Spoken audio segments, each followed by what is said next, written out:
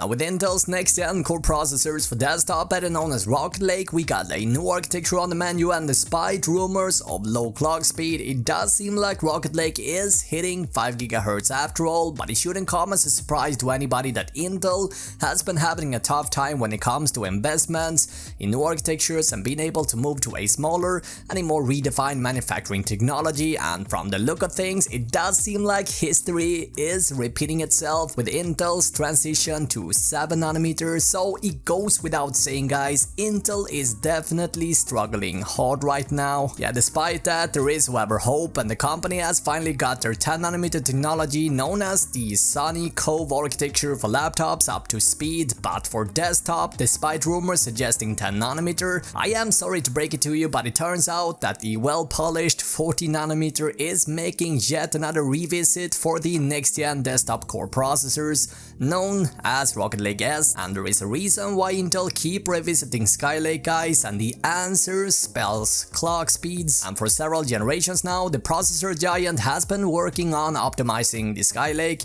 and the 14nm process for both desktop and laptop with pretty good results, should be said. In fact, Comet Lake is able to reach 5 GHz fairly easy, something that has been almost impossible to achieve on Zen and AMD's Ryzen CPUs. So thanks to this well-polished and optimized architecture, high clock speeds are one of Intel's biggest advantages. Now the Twitter leaker Rogamer presents leaked benchmarks of a Rocket Lake S-based CPU that has been tested in Geekbench 5, and despite a new architecture, it does seem like Rocket Lake will match the 10th gen Comet Lake CPU family in terms of clock speed. We think that the CPU being tested is an engineering sample because just having a look at the base and turbo frequency of 3.4 and 5 GHz, the base clock does seem a bit low for being Intel, right? Something that won't change, however, is the core count, and the unit we're looking at is supposed to be a flagship. As we can see, we got 8 cores and 16 threads. While we cannot be 100% certain that this is in fact the flagship we're looking at, if it's true, it means that Rocket Lake takes a step down from the 10-core flagship Core i9 10900K in terms of CPU cores. Now looking at the performance, the said flagship scored 1507 points in single core mode and 7603 points in multi-core, and for comparison, the Core i7 10700K, which also has 8 cores and 16 threads, the said flagship is beating the 10700K in single core testing. But yeah, it seems to be a bit behind in multi-core score. It should be said though, guys, by applying some overclocking and opting for a high-end CPU cooler that prevents the CPU from throttling can have a massive impact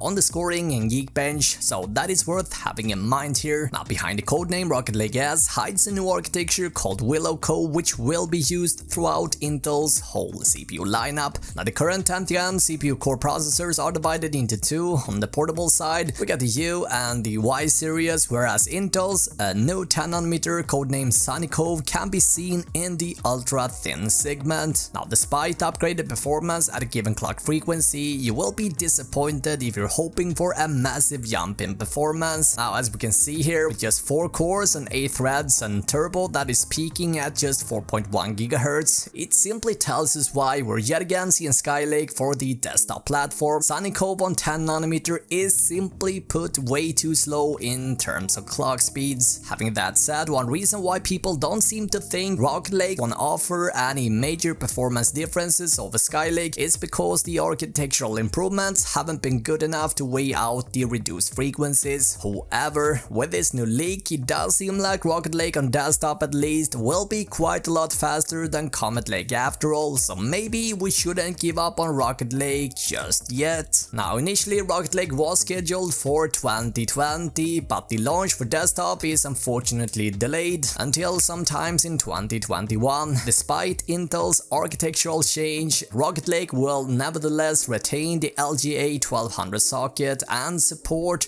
all existing 400 series chipsets. So what do you think about Rocket Lake? Will this be the final and last 14nm CPU from Intel? Do you think Rocket Lake can challenge AMD's upcoming 4th gen Ryzen based on Zen 3? In case you're interested, you find everything worth knowing about Ryzen 4000 down in the video description.